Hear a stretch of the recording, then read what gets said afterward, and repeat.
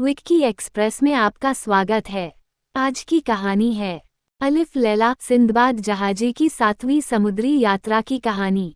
Sinbad ने अपनी छठी कहानी सुनाने के बाद 7वीं और आखिरी कहानी सुनानी शुरू की। अपनी आखिरी कहानी सुनाते हुए सिंदबाद ने कहा, मैंने निश्चय किया था कि मैं आगे कभी जल यात्रा नहीं करूंगा। मेरी स्थिति भी इतनी हो गई थी कि कहीं आराम से बैठकर दिन गुजार सकूं। ऐसा सोचते हुए मैं अपने घर में खुशी से रहने लगा। एक दिन मैं अपने दोस्तों के साथ खाना खा रहा था, तभी एक नौकर आया और बोला, खलीफा के दरबार से एक सरदार आए हैं, वो आपसे बात करना चाहते हैं। मैंने अपना भोजन समाप्त किया और सरदार से मिलने बाहर आया। सरदार ने कहा, खलीफा ने तुम्हें बुलावा भेजा है। इतना सुनने के बाद मैं उसके साथ जाने को राजी हो गया। खलीफा के दरबार पहुंचकर मैंने जमीन को चूमा और प्रणाम किया। इतने में खलीफा ने बोला, सिंदबाद, मैं चाहता हूं कि सरान द्वीप के बादशाह की ओर से भेजे गए पत्र के जवाब में मैं पत्र भेजूं। साथ ही उपहारों के बदले मेरी ओर से उन्हें उपहार भी भेजूं। तुम मेरा संदेशा लेकर सरान द्वीप के बादशाह के पास जाओ। मैं असमंजस में पड़ गया। मैंने हाथ जोड़ लिए और कहा, हे मालिक, मुझमें इतना साहस नहीं है कि आपकी आज्ञा का उल्लंघन करूं, किंतु बीते दिनों की समुद्री यात्राओं के बाद मैंने ये निश्चय किया था कि अब यात्रा नहीं करूंगा, किसी जहाज पर पांव नहीं रखूंगा। मैंने खलीफा को अपनी बीती 6 यात्राओं की मुश्किलों से भरी कहानी सुनाई। यात्रा के बारे में सुनकर खलीफा आश्चर्यचकित जरूर हुए, लेकिन अपने फैसले पर अड़े रहे। खलीफा ने कहा, तुम बहुत कष्ट में हो, लेकिन मेरी आग्रह पर एक आखिरी बार यात्रा कर लो, क्योंकि यह काम तुम्हारे अलावा कोई और नहीं कर सकता है। अंत में मैंने हार मान ली और खलीफा के कहे अनुसार यात्रा के लिए तैयार हो गया। मेरा जाना तय हुआ। खलीफा ने मुझे रास्ते के लिए 4000 दीनार दिए और कहा, घर जाकर तैयारी कर लो। मैं घर लौटा, सामान बांध लिया। अगली रोज मैं खलीफा के दरबार पहुंचा। मुझे खलीफा के सामने हाजिर किया गया। खलीफा मुझे देख अति प्रसन्न हुआ और मेरा हाल पूछा। मैंने उसका धन्यवाद किया और उपहार सामान लेकर बसरा बंदरगाह के लिए निकल पड़ा। वहां जहाज खड़ा था। मैं सामान के साथ उस पर सवार हुआ और लंबी यात्रा के बाद सरान द्वीप पहुंचा। मेरे आने की सूचना मिलते ही सरान द्वीप के बादशाह मेरे सामने आए। मैंने अपना परिचय दिया। बादशाह मुझे पहचान गए और मेरा कुशल मंगल पूछा। मैंने उनके व्यवहार की प्रशंसा की और खलीफा की ओर से भेंट स्वरूप भेजे गए सामान उन्हें सौंप दिए। खलीफा ने सरान के बादशाह के लिए जो उपहार भेजे थे, उसमें कई कीमती वस्तुएं थीं। सामान में एक लाल रंग का बेहद खूबसूरत कालीन था, जिसकी कीमत 4000 दीनार थी। उस पर बहुत सुंदर सुनहरा काम किया हुआ था। एक प्याला माणिक का था, जिसमें शेर का शिकार करते मनुष्य का चित्र अंकित था। उपहार में एक राजसिंहासन भी था, जो अनगिनत बहुमूल्य रत्नों से जड़ा हुआ था। ये सिंहासन हजरत सुलेमान के तख्त को भी मात देता था। उपहारों के बाद बादशाह ने खलीफा की ओर से भेजे गए संदेश पत्र को पढ़ा। खलीफा ने पत्र में लिखा था, आपको अब्दुल्ला हारून रशीद का प्रणाम।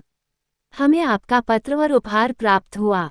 आपका धन्यवाद। हम हमारी ओर से कुछ उपहार भेज रहे हैं, स्वीकार करें। मेरा पत्र पढ़कर आपको पता लगेगा कि मेरे मन में आपके लिए कितना प्रेम और मान सम्मान है। सरान का बादशाह पत्र पढ़कर बेहद खुश हुआ। मैंने अपना काम कर दिया था, इसलिए मैंने उनसे विदा मांगी। बादशाह ने पहले तो साफ मना कर दिया, लेकिन मेरे कई बार आग्रह करने के बाद वह राजी हो गया। उन्होंने सम्मान, उपहारों और इनामों के साथ विदाई दी। मैं जहाज पर लौटा और कप्तान से बोला, मुझे जल्द से जल्द बगदाद पहुंचना है। कप्तान मेरी इच्छा अनुसार जहाज तेज चला रहा था। करीब 3-4 दिनों की यात्रा के बाद एक रोज अनहोनी हुई। हमारे जहाज को कुछ समुद्री लुटेरों ने घेर लिया।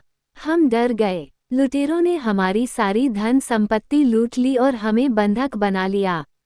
जिन जिन लोगों ने हमें बचाने की कोशिश की, खतरनाक लुटेरों ने उन सभी को मार डाला।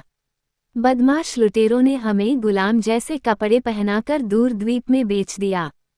मुझे एक अमीर व्यापारी ने खरीदा। वो मुझे अपने साथ घर ले गया। व्यापारी मेरे बारे में कुछ नहीं जानता था, एक दिन वो व्यापारी मुझसे मेरे बारे में पूछताछ करने लगा। वो मुझसे सवाल जवाब करने लगा कि मुझे कोई काम आता है या नहीं। मैंने उसे अपने और अपनी यात्राओं के बारे में बताया। थोड़ी देर चुप रहने के बाद वह बोला, तीर चलाना जानते हो? मैंने कहा, बचपन में चलाया करता था। ये सुनकर वह उठा और मेरे हाथ में तीर धनुष पकड़ा दिया। उसके बाद वह मुझे शहर से दूर एक जंगल में ले गया। वहाँ एक पेड़ था जिस पर उसने मुझे चढ़कर बैठने को कहा और साथ में उसने ये भी बोला कि मुझे हाथियों का शिकार करना है। उसके जाते ही मैं पेड़ पर चढ़ गया और रात भर वहीं रहा। अगले दिन सवेरे वहाँ हाथियों का झुंड पहुंचा। मैं डर गया और एक के बाद एक कई सारे तीर मारने लगा। तीर एक हाथी को लग गया और वह जमीन पर गिर पड़ा। उसे घायल देख अन्य हाथी वहां से भाग खड़े हुए। फिर मैं शहर अपने मालिक के पास लौटा। मैंने उसे सारी बात बताई। मैंने कहा, मेरी तीर से एक हाथी गिरा है। व्यापारी यह सुन बेहद खुश हुआ। उसने मुझे तरह तरह के स्वादिष्ट पकवान खिलाए। अगले दिन हम दोनों जंगल में गए और हमने मरे हुए हाथी को दफना दिया। व्यापारी बोला, कुछ दिनों बाद वापस आकर इसके दांत निकाल लेना क्योंकि हाथी के दांत अनमोल होते हैं। तकरीबन 2 महीने तक मैं व्यापारी के साथ ही रहा। मैं आए दिन पेड़ पर चढ़ता, हाथियों का शिकार करता। एक रोज की बात है, मैं पेड़ पर ही बैठा था कि तभी हाथियों का विशाल झुंड पहुंचा। मैंने तीर चलाया, लेकिन तीर किसी हाथी को नहीं लगा। धीरे धीरे झुंड मेरे करीब आने लगा। उनके चलने से ऐसा लग रहा था मानो भूकंप आ रहा हो। हाथियों ने उस पेड़ को घेर लिया जिस पर मैं चढ़ा हुआ था। मैं काफी ज्यादा डर गया था। हाथियों ने मुझे देख लिया और पेड़ उखाड़ने लगे। इतने में तीर कमान मेरे हाथ से छूट गया। मैं धरती पर गिर पड़ा। तभी एक हाथी ने अपनी सूंड से मुझे उठाया और अपनी पीठ पर रख लिया। मैं घबराया हुआ था और हाथी की पीठ पर बेहोश पड़ा था। वो मुझे लेकर आगे आगे चलने लगा और अन्य हाथी उसके पीछे पीछे चलने लगे। वे मुझे एक सुनसान मैदान में ले गए और उतार दिया। कुछ ही देर में सभी हाथी गायब हो गए। कुछ दूर पर मुझे एक बड़ा गड्ढा दिखा। मैं करीब गया तो देखा कि वहाँ हाथियों की अस्थियों का ढेर लगा हुआ है। मैंने मन ही मन सोचा कि हाथी कितने बुद्धिमान जीव होते हैं। हाथियों को मालूम था कि मैं दांत के लिए उनका शिकार करता हूँ, इसलिए वे मुझे यहाँ लेकर आए ताकि मैं मरे हुए हाथियों के दांत ले जाऊं और उन्हें न छोड़ दूं। मैं कुछ देर वहां ठहरा और फिर वापस मालिक के पास लौट आया। रास्ते में मुझे एक भी हाथी नहीं दिखा। ऐसा लगा मानो हाथी यह इलाका छोड़ कहीं और बस गए हो। खुद से बातें करते हुए मैं व्यापारी के सामने पहुंचा। मुझे देख वह चिल्लाने लगा, अरे सिंदबाद, तुम अब तक कहाँ थे? मैं तुम्हारी चिंता में मरा जा रहा था। तुम्हें खोजता हुआ जंगल पहुंचा तो देखा कि तीर कमान जमीन पर गिरे थे और पेड़ उखड़ा हुआ था। मुझे तो लगा तुम मर चुके हो। मैंने व्यापारी को कहा, मैं ठीक हूँ। मैंने उसे अपनी पूरी कहानी बताई। साथ ही उस गड्ढे के बारे में भी बताया जहाँ हाथी मुझे लेकर गए थे। ये सुन व्यापारी बहुत खुश हुआ और गड्ढे तक जाने की इच्छा जताई। मैं उसे वहां ले गया। वहां कई हाथियों के दांत मिले। व्यापारी बहुत खुश हुआ। हम दोनों शहर लौट आए। एक रोज व्यापारी मुझसे बोले, आज से तुम मेरे नौकर नहीं हो। तुमने मुझ पर बड़ा उपकार किया है। तुम्हारे कारण मेरे पास खूब सारा धन जमा हो गया है। व्यापारी बोला, मैंने तुमसे एक बात छुपाई है। अब तक हाथियों ने मेरे कई गुलामों को मार डाला था। तुम एकमात्र हो जो उनके बीच से जिंदा लौट पाए हो। तुम बहुत भाग्यशाली हो। तुम्हारे कारण केवल मैं ही नहीं बल्कि शहर के अन्य व्यापारी भी अमीर हो जाएंगे। आज से नहीं बल्कि अभी से मैं तुम्हें आज़ाद करता हूँ। साथ ही भेंट स्वरूप धन दौलत भी देता हूँ। मैंने हाथ जोड़ लिए और बोला, आप मेरे मालिक हैं। भगवान आपको लंबी उम्र दे। मैं आपका आभारी हूँ जो आपने मुझे उन समुद्री लुटेरों से बचाया। मेरा भाग्य अच्छा था जो मैं आपके पास बिका। मेरी एक इच्छा पूरी कर दीजिए। मुझे मेरे देश पहुंचा दीजिए। व्यापारी बोला, तुम धीरज रखो। तुम्हारे देश की ओर जाने वाला जहाज यहाँ आते ही हम तुम्हें भिजवा देंगे। उस रोज से हर दिन मैं अपने देश के जहाज आने का इंतजार करने लगा। इस बीच मैं कई बार जंगल भी गया और हाथियों के दांत लाकर व्यापारी को दिए। दांतों की खरीदी के लिए कई जहाज वहां आने लगे। एक रोज व्यापारी ने मुझे कई हाथी के दांत दिए और मेरे देश से आए एक जहाज पर मुझे चढ़ा दिया। व्यापारी ने रास्ते के लिए मुझे खाने का सामान भी दिया। मैंने उनसे विदाई ली और कई द्वीपों की यात्रा करता हुआ फारस बंदरगाह पर पहुंचा। वहां से सड़क के रास्ते का सहारा लेकर मैं बसरा आया और अपने साथ लाए हाथियों के दांत वहां बेच दिए। इसके बाद कुछ खरीदारी कर मैं बगदाद लौट आया। बगदाद लौटते ही मैं खलीफा के दरबार पहुंचा। मुझे देख खलीफा बेहद खुश हुआ।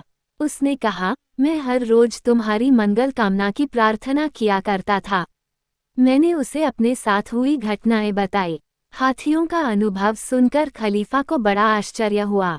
उसने अपने लेखक को आदेश दिया कि मेरे साथ हुए बीते दिनों की घटनाओं के बारे में सुनहरे अक्षरों में लिखे और अभिलेखागार में रखे। खलीफा ने मुझे ढेर सारा इनाम देकर विदा किया। अपनी यात्रा की अंतिम कहानी को खत्म करते हुए सिंदबाद ने कहा, मित्रों, इसके बाद मैं कभी किसी यात्रा पर नहीं गया। अब तक जो भी धन मैंने कमाए उनके सहारे ही जीवन जी रहा हूँ। उसने हिंदबाद से कहा, अब तुम ही बताओ, क्या ऐसा कोई इंसान है जिसने मुझसे अधिक मुश्किलों का सामना किया है?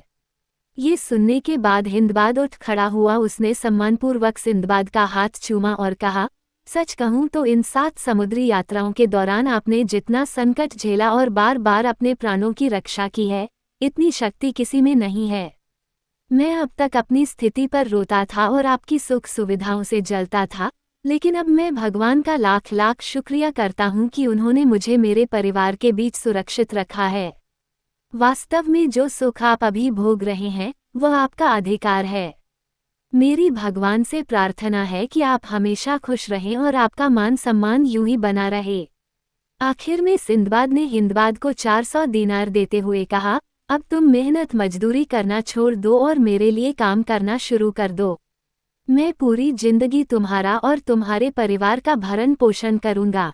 हिंदबाद ने सिंदबाद की बात मान ली और अपना आगे का जीवन आनंद से गुजारने लगा। तो ये थी सिंदबाद की आखिरी कहानी। ऐसे ही रोचक कहानियाँ पढ़ने के लिए जुड़े रहिए। सुनने के लिए धन्यवाद। मेरा चैनल सब्सक्राइब करें, लाइक और शेयर भी करें। धन्यवाद।